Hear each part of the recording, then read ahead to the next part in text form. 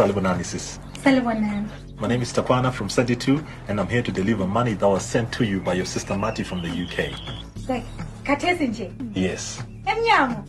Yes, sis. Ah, hey. And I'm also here to give you a free Send It To t-shirt as well. What does that? Send It To does. Anyabonga kutama.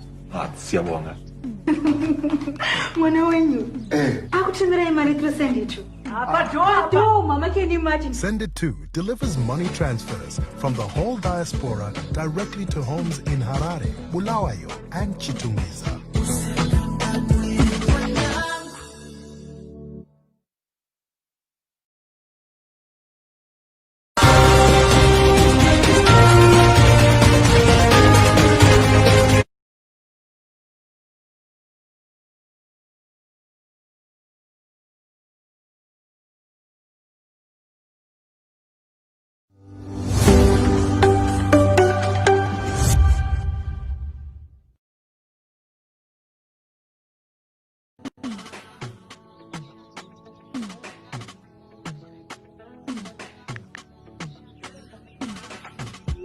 Sending money home? Send it all the way to the front door.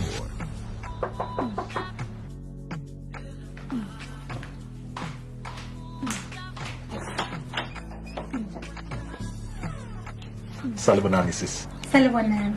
My name is Takwana from 72, and I'm here to deliver money that was sent to you by your sister Mati from the UK. Like, Katesinje? Yes. Emnyamo? Yes, sis. Ah, hey. And I'm also here to give you a free Send It To t-shirt as well. What does that? Send It To does. Anyabonga kutama. Siyabonga. Mwana wenyu. Akutumira imali through Send It To. Mama, can you imagine? Send It To delivers money transfers from the whole diaspora directly to homes in Harare, Bulawayo, and Chamisa.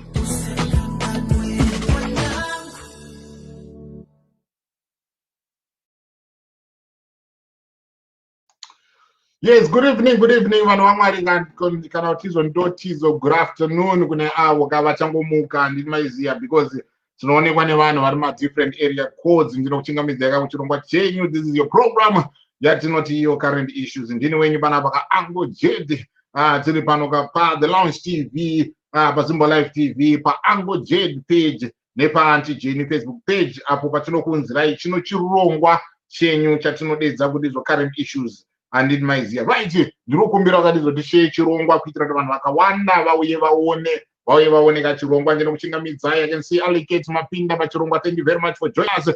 Shirley Davidson, thank you very much. How you doing? Pauline Muri right here, welcome to the program. Hussein Malunga Zuri and welcome to the program. My Mimi Magasimbaere, my Nigel Zuri Sarai Matongo Magasimbaere, Itai David Kiwanga. How you doing?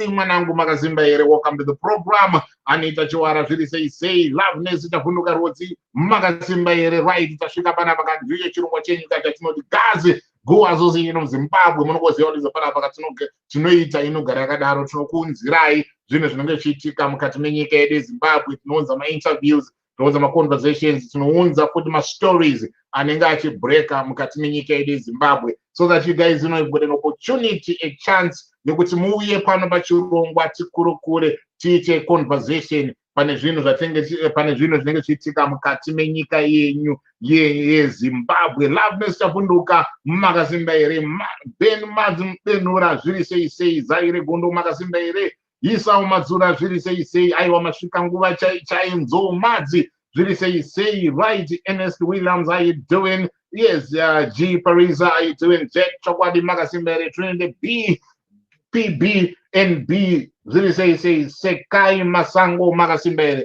Right on the program, today, ladies and gentlemen, as I said a few days ago, that we are going to be having a conversation with Hopewell Chin'ono. He's here with us. He's in the building. He's right here with us, and we are going to be having a conversation for the next hour.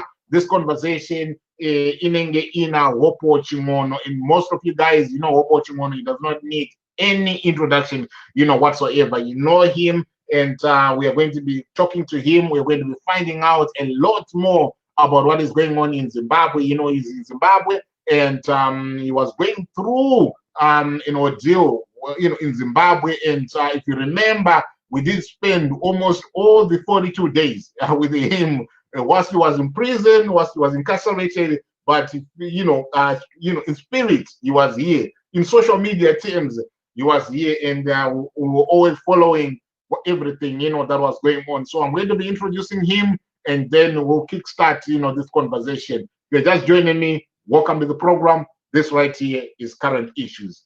Right, so I'm just saying panapa tite kutizo vaching'ono vauye into the stream tikwanise kutizo ningi titaure navo. Right. Hopewell Chin'ono, how are you? No, thank you, my brother. I'm doing fine. And thank you for having me on the program. And thank you for standing with me during my persecution, the solidarity, the support. And thank you to your listeners for standing with me during my difficult time when I was thrown into prison for having gone out there and exposed corruption and got punished for that. Right. You're very welcome. I'm quite sure they also, appreciate you being on the platform, being on one of the hottest political shows right here on social media. So, Mkoma Chin'ono, you were incarcerated. I know you've done a lot of interviews ever since that you came out. So the first thing that I just want to find out is, good, how are you doing now that you're out? No, I'm fine. When I came out, I had a terrible fever. Initially, my doctor, Dr. Nyashima Borege, thought that it was COVID. I had 2 tests done, and fortunately, they came back negative. But he put me on antibiotics, and when I finished the antibiotics course, I was feeling much better. But now I feel I'm almost there. Right, you're almost there. Right, and as we have seen with everyone that has been in your predicament, that has been in your situation, we have heard my reports with people who come out of prison or under your circumstances, they get followed, everything happens. Can you just tell us, in terms of that, is that anything? Is that the sort of thing that is happening kwa Mori? You're being followed, you're being watched, every movement of yours, they are, on your trail. Is this something that is going on, right now? When I came out of prison, I would have cars, that would come in opposite. But mostly the abuse is on social media. It goes right up to the top. You'd find people like the president's spokesperson and deputy secretary to the president and cabinet, George Charamba, leading the insults on social media. But this is something that I've now come to live with. It's something that I've accepted, that it will be part of my reality as long as I continue speaking truth to power, as long as I continue exposing corruption, and as long as I continue demanding that the state, the government, the Emmerson Mnangagwa regime discharges its responsibility to the citizen. People don't have water. People don't have access to healthcare. For the past 3 months, hospitals have been shut down. 95% of our citizens rely on public hospitals that are owned by the government. And when they're shut down, it means that people are dying. So if the price for saying these things is being followed, so be it. I don't mind. Right. When you were in, you spoke about, the persecution, going on social media. I saw a tweet of yours earlier on. You mentioned about there's a propaganda blitz against you. Can you tell us more about what is going on? Because you also mentioned that there's some material that they're trying to put together to pin on you. Can you expand on that? Tell us what is going on. What is this propaganda? What is this? What is this blitz? What is it that they're doing? So that in order for them to get you, what are they doing? No, I know that this week there was a meeting held somewhere where they discussed about my case, and they agreed that the case was not strong. They needed to build something, There's also a plan to put out propaganda, lies about me. This is not only going to start then, it has been done whilst I was inside prison, where the state willed out people to come and say absolute nonsense, lies, some writing lies about me. But this happens, Uncle Gate, because when you are in a kind of battle like we are in, where we are asking for the states to comply with the Constitution and stop corruption, and people are benefiting from this corruption, they are going to push back. Right. They are going to say things about you. They are going to insult you. So this is part and parcel of the struggle, you know, for our freedoms, for our right to a better life as citizens. Right. Right. As I was following, you know, your story, especially the court cases and everything, I noticed that even though there was presentation of evidence, your legal team presenting evidence in the courts of law, this evidence was being disregarded. And if I remember, you know, correctly, the High Court judge even rebuked the magistrate for ignoring some of the evidence that was coming from your legal team. And I just want to bring in the treatment of Joanna Mamombe and how she's being treated. We know that she's now in Chikurubi, where they are saying that she's going to be evaluated to determine her mental state in as far as standing trial is concerned. Do you believe that, given what has happened to you and given what is going on with Joanna Mamombe, do you believe that there is a systematic abuse of people who oppose, you know, the government, and the legal system is being used, you know, to do that? Oh yes, there's a systematic attack on voices that are dissenting. There's a systematic attack on people that are perceived to be critics or that are opposition politicians like Joanna Mamombe. How she has been treated is atrocious. It's absolutely, you can't imagine that a magistrate would pull someone out of a psychiatric hospital and then send them to a prison for assessment whether they have a psychiatric problem or not. It's absolutely ridiculous. Something that has not been said, which is really funny, is that the hospital in which she was being treated in is owned by the Director of Mental Health Services in the Ministry of Health. Right. So in other words, they're saying that this hospital owned by one of theirs cannot be trusted, so they need to bring other doctors. But there's something that I want the listeners to and the viewers to understand. The doctors that are working at Chikurubi, they're dishonest, absolutely dishonest. One of them lied in court. They sent evidence to court in my case where my doctor had said that I should not go to court because I'm exhibiting signs of COVID-19. The doctor forced me to go to court. And when my lawyers brought that up in court, the doctor lied that I was not cooperating with them, which was a lie. My doctor, each time he came to see me, he had to do it with the cooperation of the hospital staff at Chikurubi.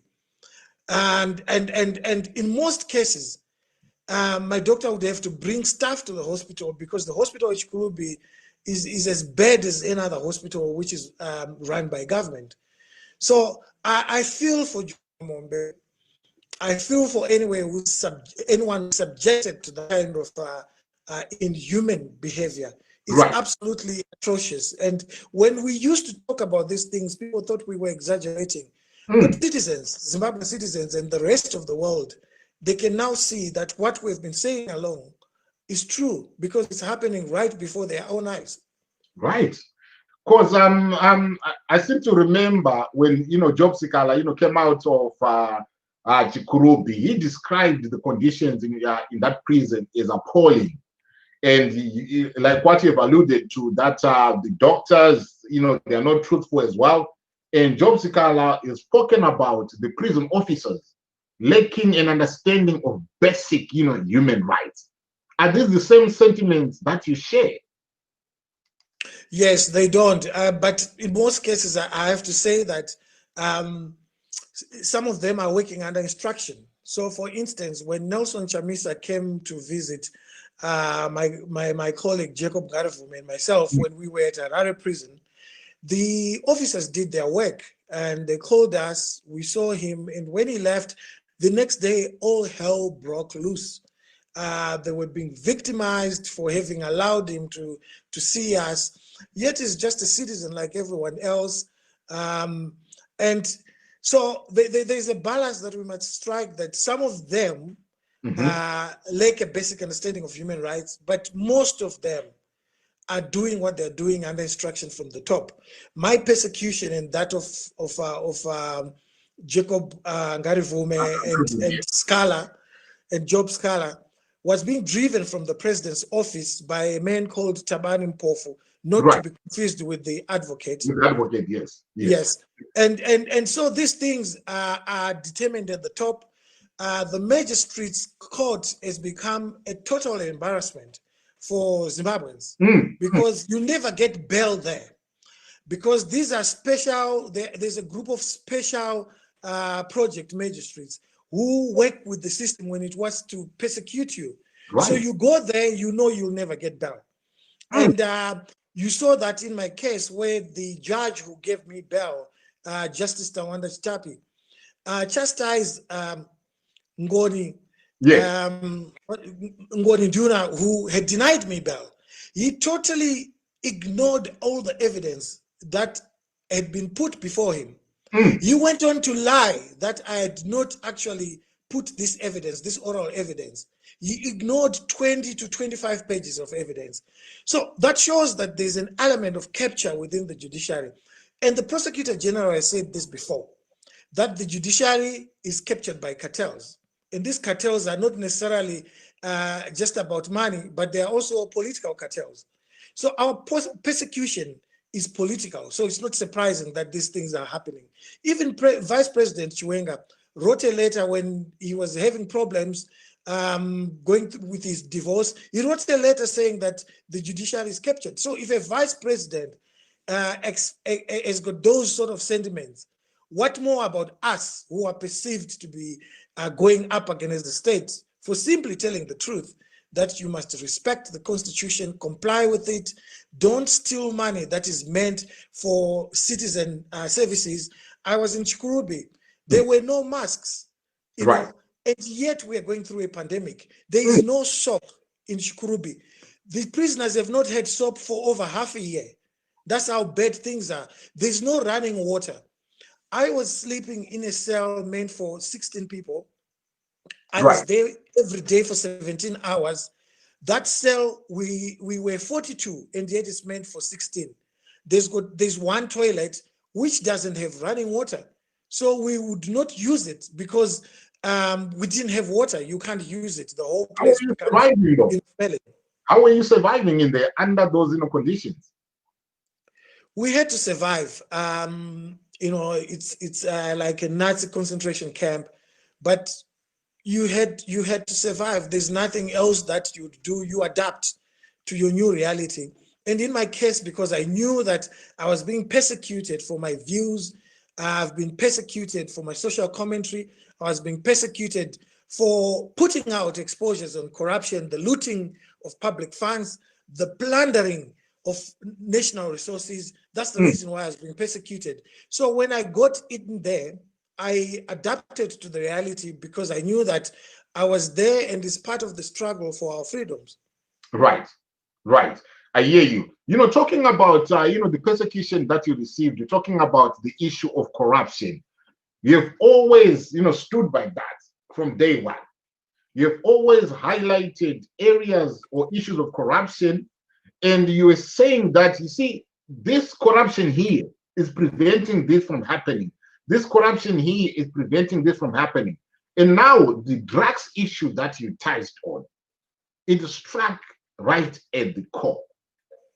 Do you think if you had touched on any other issue, which was not an issue that struck to the core of, I'm talking about, the president here, do you think the treatment that you got could not have been the same treatment had it been any other person that you would have exposed?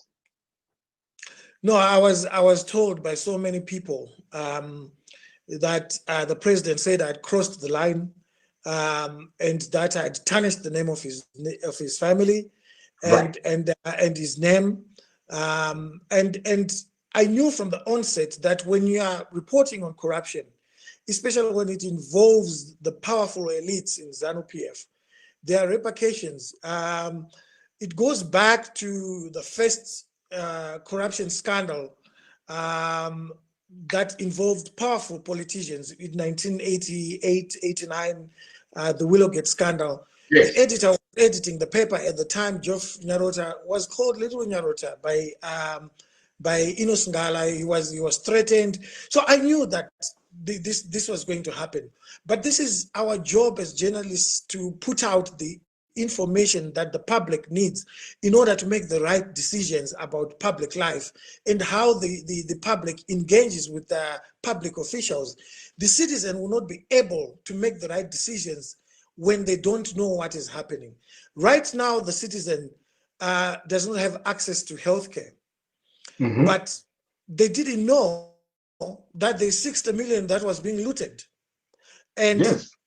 all 5 hospitals in Zimbabwe, Harare Hospital, Chitungwiza Hospital, Pararenyatwa Hospital, Mpilo Hospital, UBH, and in fact, it's 6 of them. We include Ngucheni. 6 of them, they are the central hospitals in Zimbabwe. They only need $50 million to run properly throughout the year without any shortages. You and I can go and get treated in those hospitals like we do when we are in London, when we go to NHS hospitals, for only $50 million for the whole year. But here's the thing. Last year, they were shut down for 5 months. They did not have paracetamol. They did not have the most basic of medicines. And all they need to function like an NHS hospital is 50 million for the 6 of them. And here was a group of people who were planning to loot COVID-19 funds worth $60 million. You see, just the COVID fund could have run all these hospitals. That's why I keep saying that our biggest enemy is not like what ZANU-PF hides behind a finger saying sanctions. Our biggest enemy is corruption. Our biggest enemy is the looting of public funds. Our biggest enemy is the plundering of natural resources. We had the biggest diamond find this side of the century. Billions were looted. Even Robert Mugabe acknowledged this. And yet, we cannot run 6 central hospitals, which need only 50 million. Yet billions are being looted, and ZANU-PF blames sanctions. That's why I say these things, because it hurts me. When I go to the village, I have to pay bills for my sister-in-laws, for my cousins, and all. So I interact with this terrible and tragic reality every day because I live in Zimbabwe. I know what I'm talking about. So what the government should be doing should be taking this information that we put out and stopping the corruption. But instead, they take the other route. They insult, like what George Charamba does to me every day, and they threaten us, and they incarcerate us, they throw us into prison, and they persecute us, and they want to kill us. Absolutely. Because, talking, I mean, on that point, you're journalist, right? Anyway, there is a developing story. I was trying, to be following, that story. It is involving, drugs as well. I see there are reports that are saying there are 3 officers that were investigating in Wire, that were investigating this drugs, deal. And these officers, they've been arrested. And the charge is abuse of office. So is this another attempt by the administration to want to hide this drugs deal so that it does not come and haunt them, knowing that this is linked to them? We saw images of Mnangagwa with with Wire. We saw images of the twins with Ngwaya and stuff like that. And we are seeing even those people that were investigating, this drugs deal, they're being arrested. What is your comment on that? No, I mean, from the onset, we knew that this was being done the wrong way. The president's nephew, Thabani Mpofu, is behind this persecution. He was behind my persecution. He was behind the removal of Beatrice Mtetwa. He was behind the persecution of Ngaruvume and Scala. And the unit is packed with the president's relatives.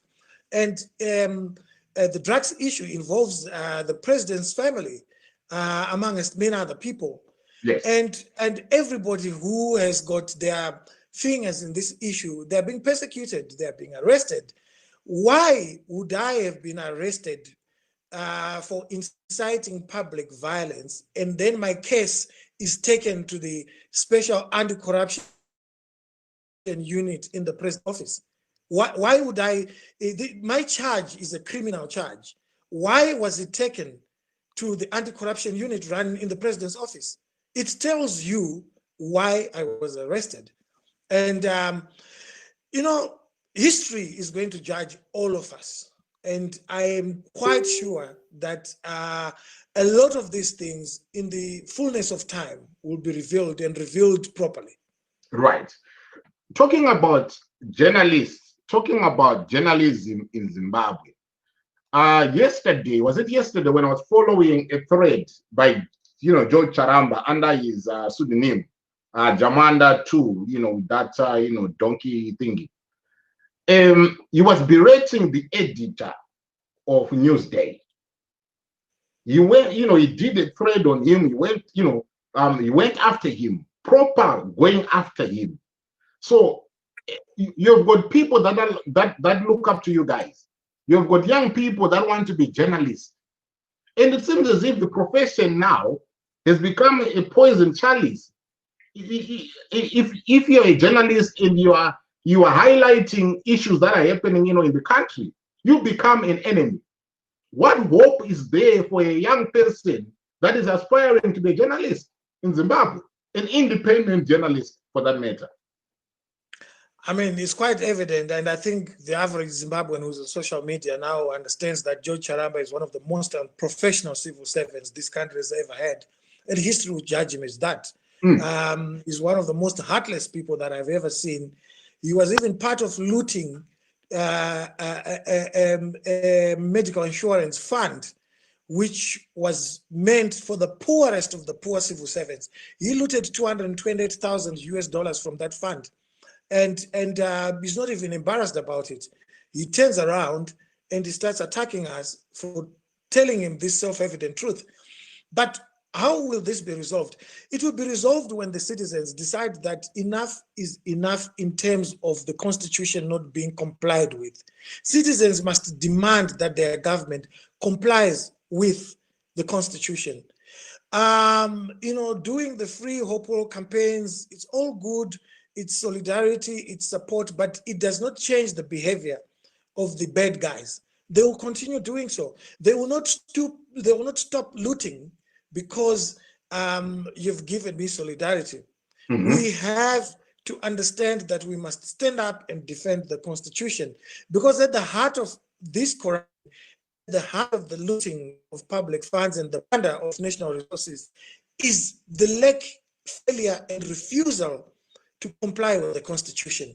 If they complied with the Constitution, the looting would not be taking place. So it's important for citizens to know that we have a role in our society to making sure that the government complies with the Constitution. And on the part of the journalism that you have touched on, the idea of throwing someone with prominence like Hopewell Chin'ono into Chikurubi prison is to try and instill the fear of God in young journalists.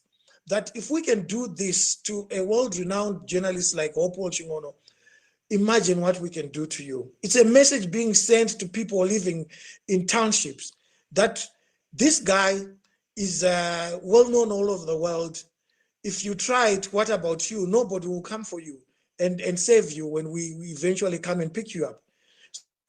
Again, the citizen must stand up and demand that the Constitution is respected Right. My persecution, the abuse, the coming to my house and breaking into my house with an AK-47, the putting of policemen into my house for 24 hours, eating from my house, watching television in my house, changing channels in my house, that was a total abuse of power.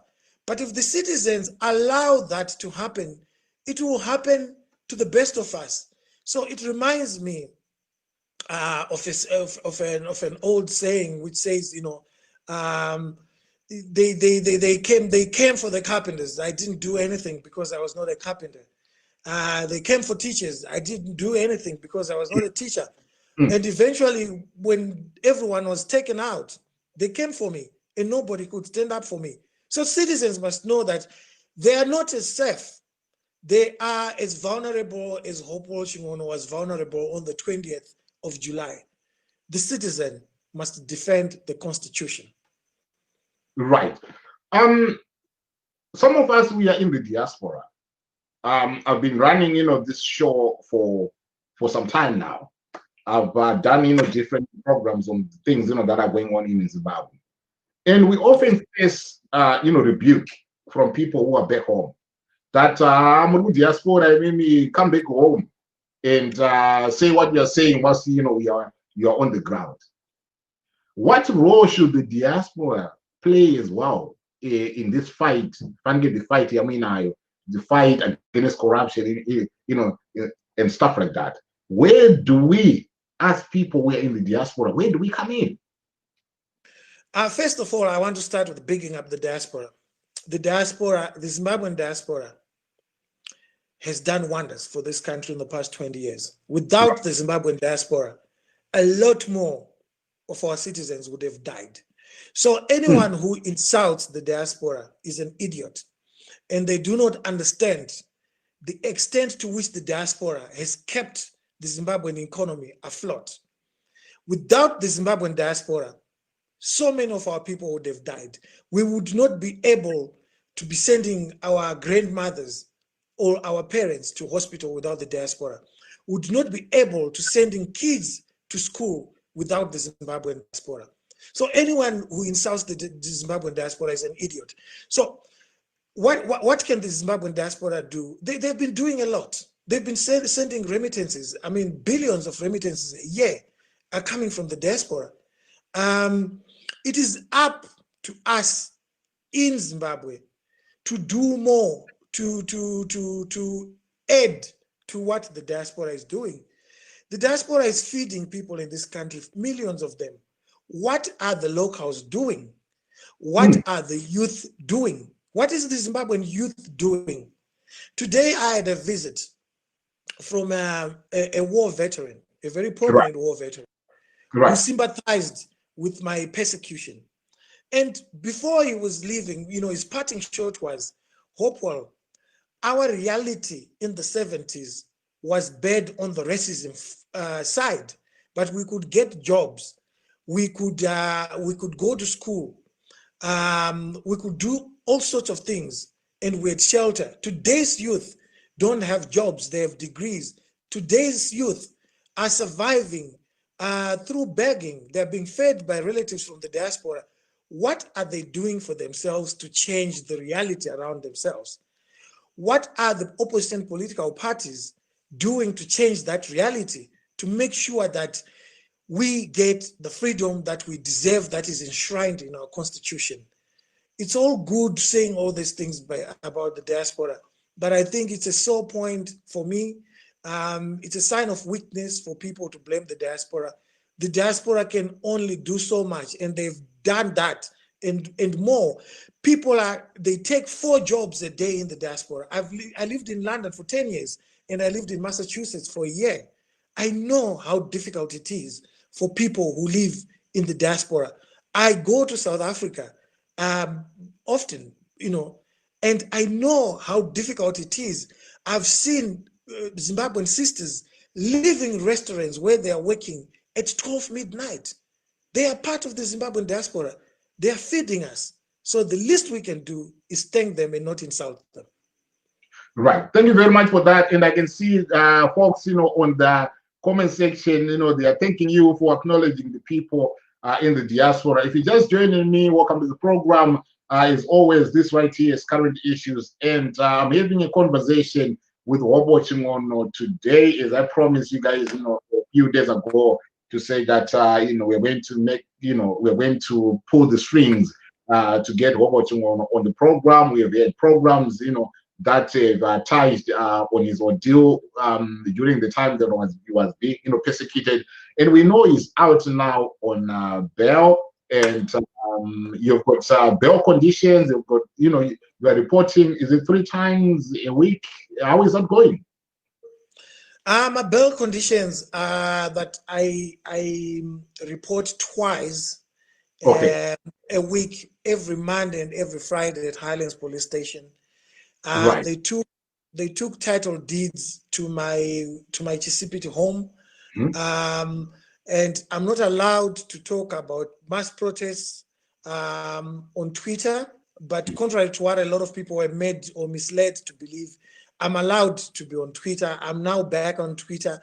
The reason why I was not on Twitter is that I was waiting for Twitter to reactivate my account. It took a bit of time.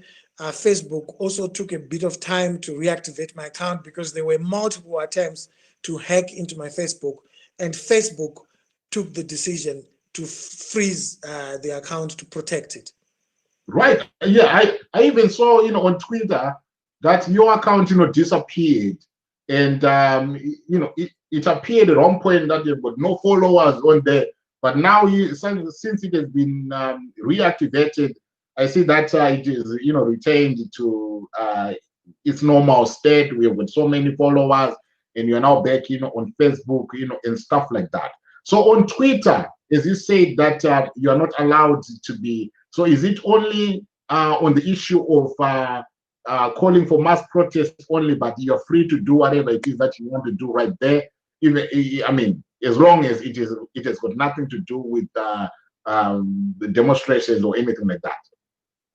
That is correct. I'm allowed to talk about anything else except mass protests.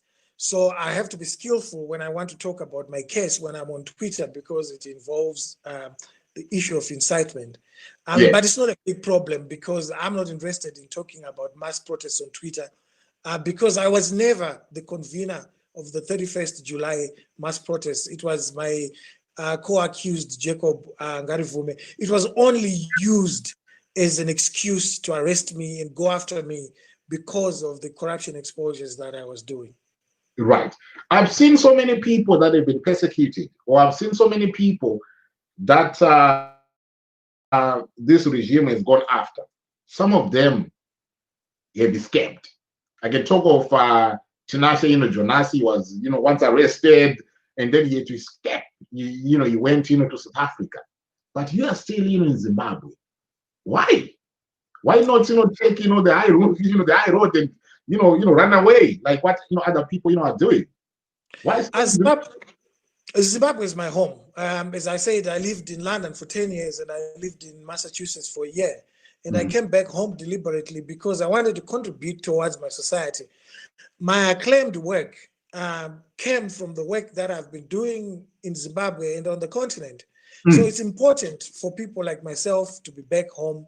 We went abroad to get trained so that we can come and do our work back home and give back to the communities where we grew up. I grew up in a township in Glenora and in Murewa at Chin'ono village. These are places where I could have never thought that I would end up at Harvard University or becoming Africa Journalist of the Year. So the very least I could have done was to come back to those communities and give back. And more importantly, even if I wanted to leave, even if I wanted to go and visit my relatives and friends abroad, I can't. Because is that I needed to surrender my passport, which I did, and so I couldn't do that.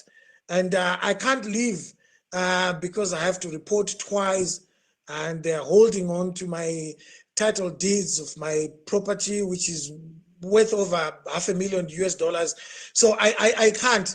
And the idea is to remind me every now and then, stretch it out for a year. Some have been remanded for 1.5 years, tie you down doing nothing. That is the whole idea, which is quite sad, because a state, a government is supposed to protect us as citizens, but our government is persecuting us as citizens, which is very unfortunate. Absolutely. Right. For those of you guys, who are watching us, is always, if you've got any question that you want to pose to Hopewell, you can comment with the question, and then I'll pose, that question to him, and he will gladly, answer, to that. Right. Moving on, with this conversation, let us talk about Emmerson Mnangagwa, ED. When he came into power, he came on a promise to change things. He came on a promise to deal with corruption. He came on a promise to make it right for the citizens. And these promises, I'm quite sure even you said, okay, fine, he's saying the right thing. He's striking the right chords. Let us give him, the opportunity. Let us give him the chance for him to deliver on his promises. But what we are seeing in the time that he has been in power, what is happening is not, I can say, not what he promised. When every promise just disappeared like morning dew. Where do you think, the wheels, came off for Emmerson Mnangagwa? I think we never had wheels in the first place. We were hoodwinked by his rhetoric. We were hoodwinked by the people around him who were selling him as a reformist. I was one of the people, and I used to be berated, and rightly so, by the citizens. When I look back with 2020 hindsight, the citizens were right, some of the citizens, to berate me. But I want to explain something. I'm one of the people that said, let's give him a chance. And the reason, the story that has never been told, which will be told one day, is that the opposition movement for democratic change also said we should give him a chance. But this, if you remember, after the coup, Emmerson Mnangagwa was supported by Morgan Tsvangirai, by Nelson Chamisa. They even refused to call it a coup because we all wanted the best for our country. We thought if this could be the transitional bridge for our country from what we thought was Mugabeism into something better, then we need to support it for the betterment of our country. But I was quick to realize that this guy was not what he was sold to be to us. And I started calling him out. And you realized that the minute I started calling him out, they started creating stories. They started saying Hopewell wanted a job, he's not been given a job, he's now unhappy. In fact, I was offered a job and I rejected it. And they started insulting us, calling us names, calling me a white puppet, a puppet for Western governments. And the story that this regime does not tell is that they are the ones who asked me to talk to the American embassy, the British embassy, the Australian embassy, and the World Bank, to make sure that the reform agenda that was being demanded was done. They were looking for money. And for your own information, I'm saying this for the first time, my witness is the American embassy, is the British embassy, is the Australian embassy, the World Bank. They all know the truth. They know that we were trying to help. And on my part, I was trying to help with the media reforms. And I did not invite myself. I was asked by the Minister of Information, Mrs. Mchangwa, to help. And I remember in October, when I came back from a foreign trip when I was in Britain, the minister actually offered me a job at ZBC in the presence of Nick Mangwana, which I rejected because I said, I've got a job. I'm an international documentary filmmaker and journalist. All I want is to see a better ZBC because I'm a broadcaster. I'm willing to help you with that for no fee, but I'm not looking for a job. So along the way, as I was experiencing that reality, this is quite an expose because, the rhetoric, that was out there was, Hopewell Chin'ono is doing this because he did not get, the job. Hopewell Chin'ono is doing this because he wanted the position at ZBC. Hopewell Chin'ono is doing this and because he did not get that position, this is why he's doing this. And what he just telling us, it's news, to me, and quite sure it's news, to the rest of the people here. You can go and confirm this story with the current American ambassador, Brian Nichols, with the current Australian ambassador, Bronte. You can go and confirm with the British ambassador in the embassy. You can go and confirm with the World Bank. These people are liars. They lie about what happened. I never wanted a job. I would never want a job at ZBC. I've worked at the highest level, and the whole world knows that. Why would I want to come from being a New York Times correspondent to becoming a ZBC worker? They were lying, but the truth has to be told.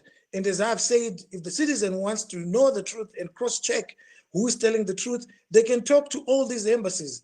I was only there because I was invited by Mrs. Mchangwa. And for me to meet Mrs. Mchangwa, I was invited by her husband to talk to her.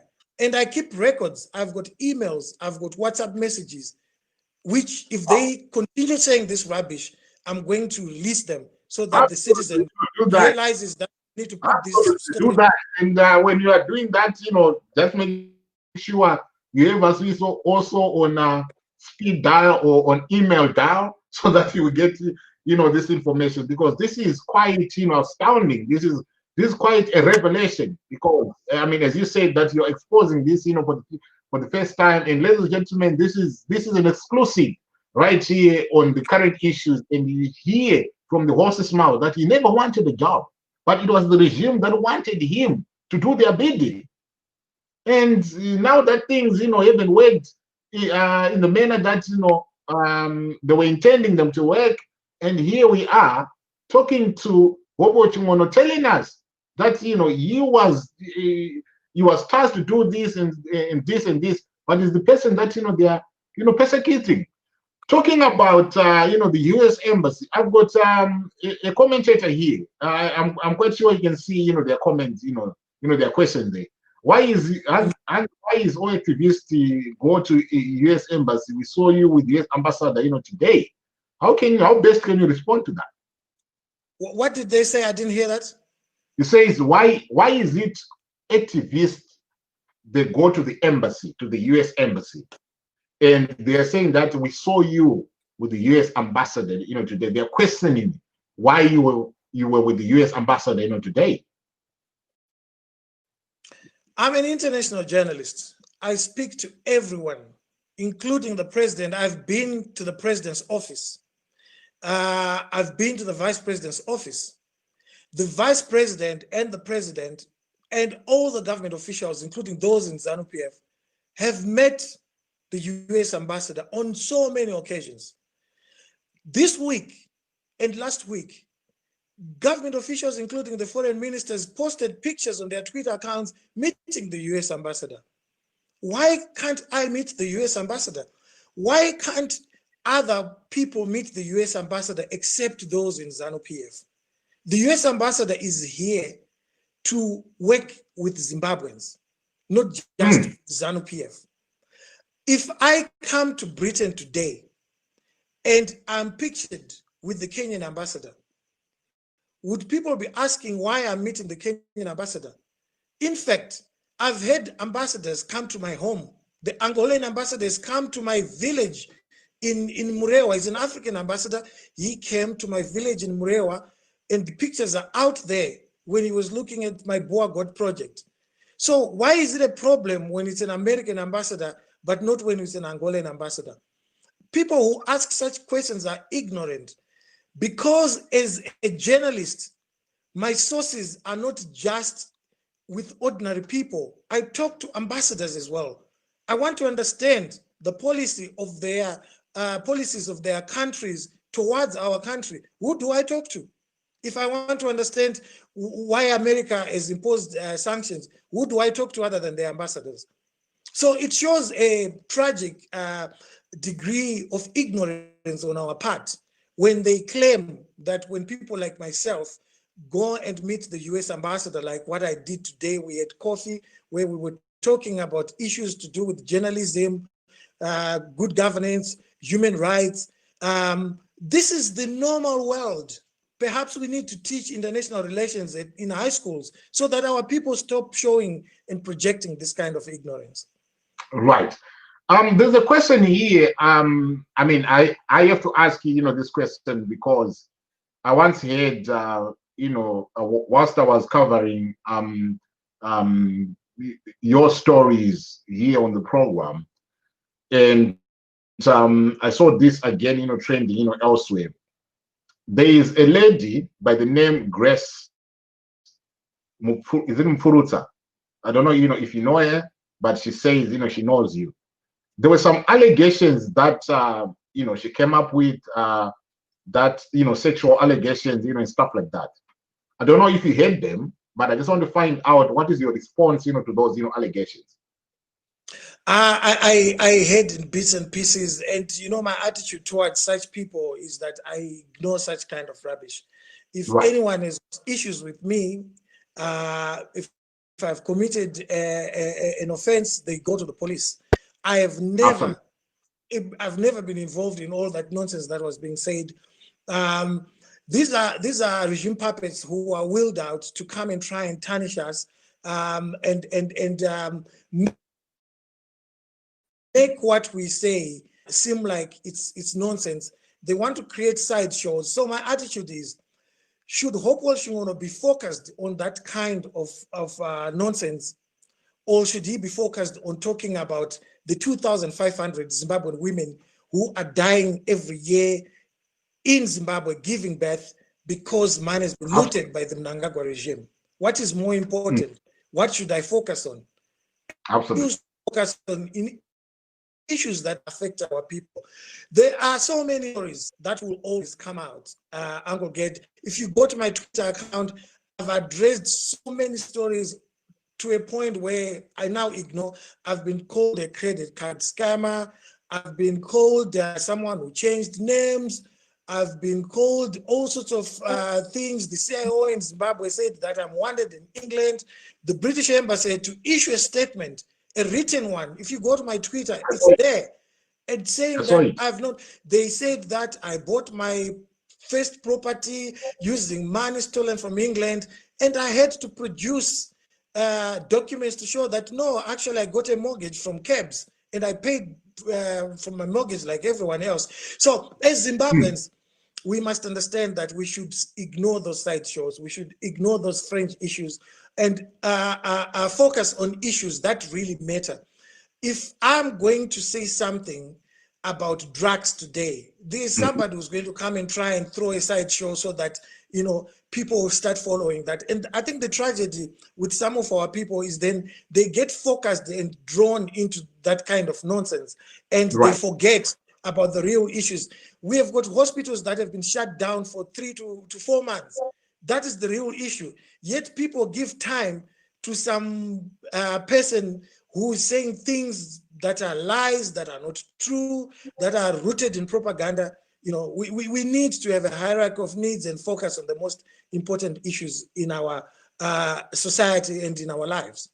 Right, absolutely. Thank you very much, for that. Let me just, move on quickly to the next question, that I want to, to be asking you. Yesterday, I saw Emmerson Mnangagwa. He was addressing the United Nations Security Council, and he was talking about, reform. I think, he was, picking up from where Robert Mugabe, left off in terms of reforming the Security Council, so that, the minority, the African people have a voice and stuff like that. And he was talking about reforming, this. And yet people like you have been urging him to be reforming political reforms, judicial, reforms, economic, reforms, things, like that. Do you get to comment, on that one, right there? That Emmerson Mnangagwa is out there calling for the reform of the United Security, Council, and yet back home they are calls, for reforms, and nothing is being done about it. Is that double standards? Of course, it is double standards, but the tragedy is that when we talk about I've written extensively on the issue of reforms. But when we talk about reforms, we are essentially saying something that is so simple, Angoged. We are saying that comply with the Constitution. We have one of the best constitutions in the world. The reason why Mnangagwa asked to reform is because he's not complying with the Constitution. So all the reforms that we talk about are found in that Constitution, Yes. which over 90% of Zimbabweans voted for in 2013. To this very day, the old laws have not been aligned to the new Constitution, and people have talked about this. But in fact, we don't even need to worry about the alignment, because the Constitution says if an old law is at variance with the new Constitution, which is a 2013 document, it means the old law is struck off. But this is not happening because Emmerson Mnangagwa and his regime, they do not want to comply with the Constitution. So for instance, they want to continue using the Reserve Bank as a piggy bank. They don't want the Reserve Bank to be independent. So when we say reform, we are saying comply. What you need to do is to make sure that ZBC is allowed to report the truth.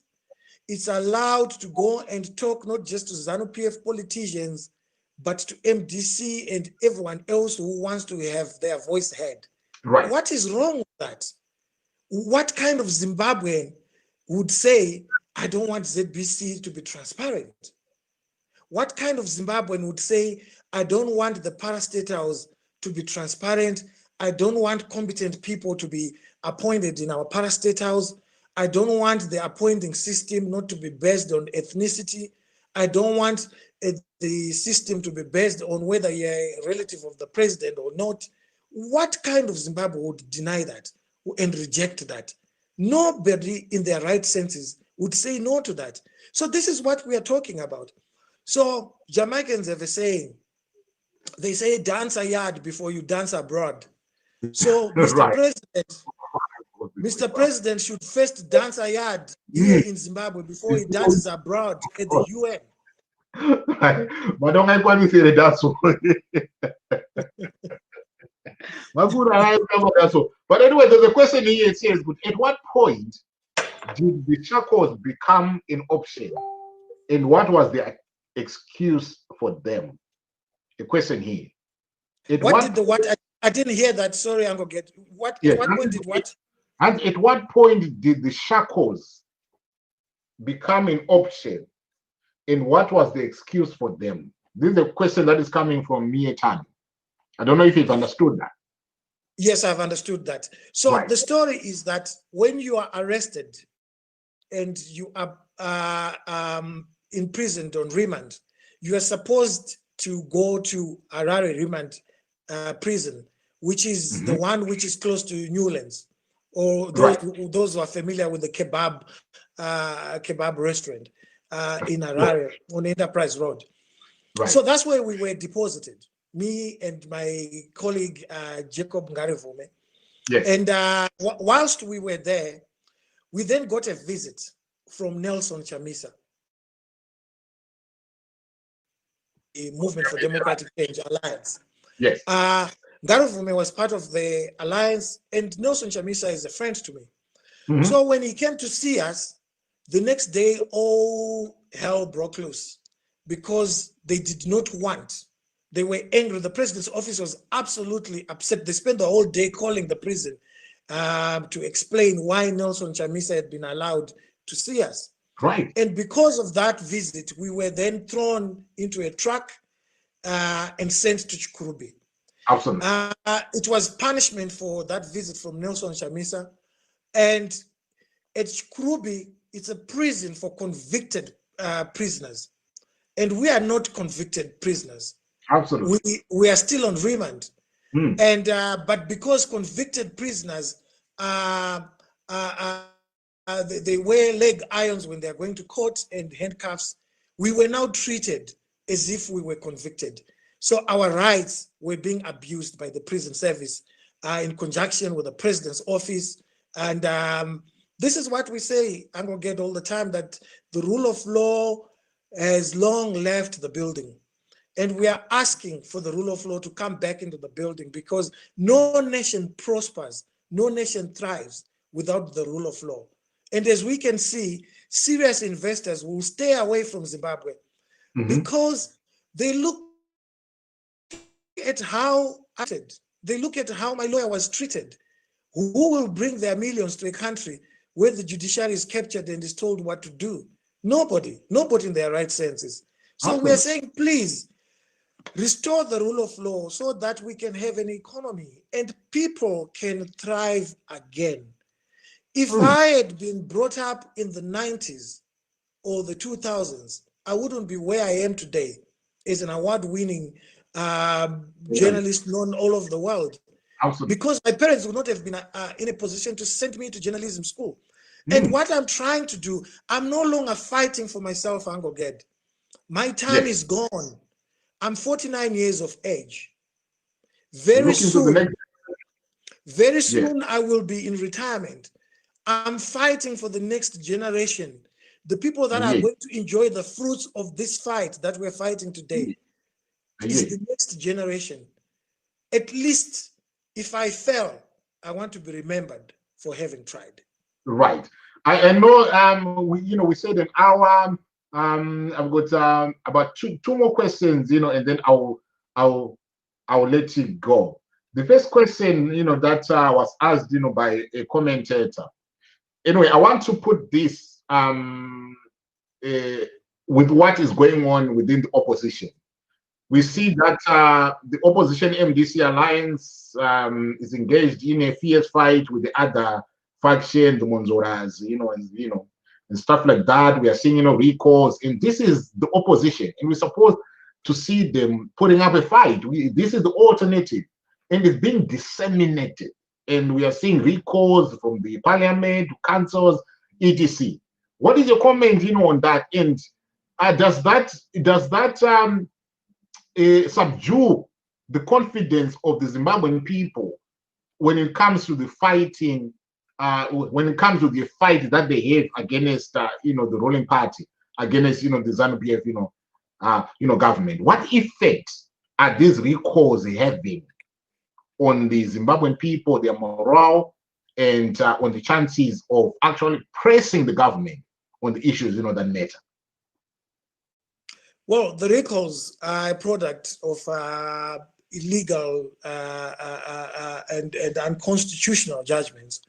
They are meant to decimate the opposition. There's an old adage, I can't remember who came up with it, that the best way to control the opposition is to run it. Right. And that's what Emerson Mnangagwa is doing. Is now running a puppet opposition movement led by Douglas Monzora, Thokozani Kupe, and Morgan Komich, and Elias Mzuri. And there's no way in the world where you'd see in a normal democracy that people voted for the movement for democratic change alliance, and then the movement for democratic change, Changirai, comes and says, no, these are actually our votes. These are our votes. So what Nelson Chamisa and the MDCA needs to do is to defend that vote. But more importantly, the MDC brand has been decimated so much that it's associated with splits from 2005, 2013 with PDP and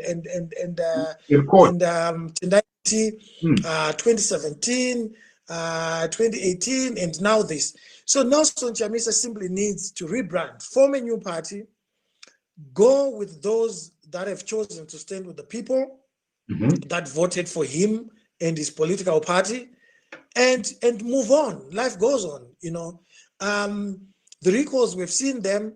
They've given Zimbabweans an opportunity to see who was genuine and who was not. Right. The MDC has been infiltrated for a long time. I told Morgan Changirai in front of my good friend Alex Magaisa that James Maridadi was an infiltrator. Morgan Changirai did not take that seriously, And as they say, the rest is history. We told them about so many people, and they did not listen. The guy who's persecuting us today, Taban Mpofu, not the advocate, but Taban Mpofu, who is in Mnangagwa's office. Is it in the president's office? Yes. Yes, he was working in Morgan Changrai's office, and these guys were surrounded. They were infiltrated in a very, very way. But that's the reality of the past. They need to learn from this, regroup, and they need to decide what they want to do. Do they want to go through the ballot in 2023 without reforms? My answer to that would be the result will remain the same as it has done since 2000. The MDC has been winning elections since 2000, but they've not been going into the State House. And those are the issues they need to resolve. Nelson Chamisa should be brave. He should not feel insecure. He should be able to invite strong voices, serious thinkers like Ngosana Moyo, like Dr. Manyika, bring them on board, allow people like Tendai Biti. Right now, I think he's misplaced. He's the vice president responsible for running the party. That's not where his strength is. He should be put where his strength is, which is international relations. He's an international relations man. He understands finance. He understands legal issues. He understands a lot of things. He's been exposing corruption. He is the man that Nelson Chamisa should be putting on the international fora to deal with international relations issues. Walshman Ngube is not interested in international relations. He told me this. He would like to be running the party as vice president responsible for administration. That's what he's good at. So Nelson Chamisa should deploy people where they are good at and then build a strong coalition, bring together people like Ngosana Moyo, bring together people like Noah Manyika, and build a strong brand for 2023. Push for reforms, make sure that nothing happens without reforms. Otherwise, 2023 will be another 2018. And things can only continue with the looting of public funds, the plundering of resources. Where in the world do you go to a place like Kud in Zimbabwe, Chiadzwa, where billions of diamonds were looted, and yet the people that are in Chiadzwa are still using the bush? They don't have toilets. That's a tragedy. It is. Right. You know, there's some people that are saying, are we ever going to be seeing you throwing your head into the ring and entering, mainstream, politics? Will you? No, if I want to do that. If Chamisa invites you, will you say, "But young on," I have to say. I want to do that. That has been a problem in Zimbabwe. That if someone emerges and becomes known like I am now, they then say Hopewell for president. Father for president, Job Scholar for president. That's not how it's supposed to be done. I'm a journalist, and people have known me because of journalism, and people should support me so that I continue being a journalist, doing the things that I'm trained to do, doing the things that I'm good at. All these awards that I win, they reflect towards something. I'm a good journalist. So allow me and help me to continue doing good journalism, not to go into politics, because I'm not a politician. What I can do is, if the right government comes along and they say to me, how do we do this? How do we reform the media? Like what the current regime tried to do. That's when you should say Hopewell should be helping.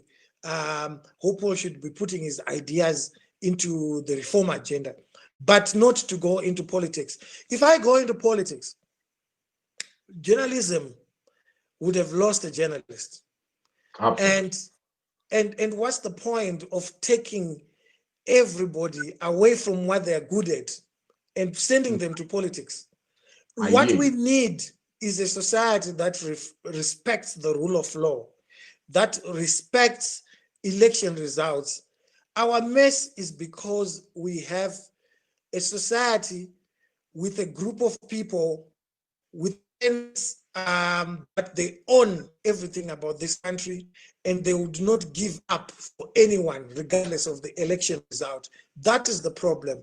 We have very good politicians, brilliant politicians. I mean, in 2009, the unity government, the finance minister was Tendai Biti. He proved that the opposition has got good people. When Nelson Chamisa became ICT minister, the price of a SIM card came down from $100 to $1 or 50 cents. So these are capable people. Absolutely. What we need is to address the real issue, which is why is it election results are not respected? Why is it the rule of law is not respected? Absolutely. Why is it corruption is not stopped? And why is it encouraged within the high echelons of political elite in ZANU-PF? Right. So Hopewell will remain as a documentary filmmaker, as a journalist, because that's what he's good at. And right. Maybe at one point I'll be able to take a year out and write my memos, tell you some more about myself, my experience and journey, fascinating stories that you don't know about me at the moment. Absolutely. Yeah, you know what? You've answered, my last question, because I wanted, to ask you where to now for you, but you just, put it right there. Like what, another caller, has said, Andizo Sando, So I just want to leave it, right there. And on behalf of the over 1,000 people that are watching you right now, I want to thank you very much for the time that you've taken to be on this program. And I've exhausted everything that I wanted, to be asking you. And you had given us an hour, and I thank you for going over, that hour. Thank you very much, for the opportunity that you've given me to talk to you, to interrogate you, to ask you any questions. I don't know if you've got any other parting shots, that you want to give, but I would say my time with you, I don't think I can no longer afford to have you on this program anymore. No, thank you very much for having me on the program. I would like to, I think my parting shot is I'd like to thank all Zimbabweans who stood with me and my colleague, Jacob Ngarivume and Job Scala during our persecution. A lot of Zimbabweans who I don't even know prayed for me. A lot of Zimbabweans that I didn't even know wrote letters and cards. Some went to my lawyer, some left money to say he can buy whatever he wants. I would like to thank all those people, to say thank you so much. I would like to say to the youth of Zimbabwe, this country of ours belongs to you. It doesn't belong to one family. It doesn't belong to one political party. It doesn't belong to one group of people. It is your right to demand that the government of the day respects the Constitution. It is your right to demand that the government of the day does not plunder national resources because they belong to all of us. It is your right to demand that the government of the day and the president do not loot public funds, because if you allow the looting of public funds to carry on, you end up with the situation where doctors earn $50 where teachers earn $30 where the hospitals are closed. The future is bright if you work for it. Right. Thank you very much.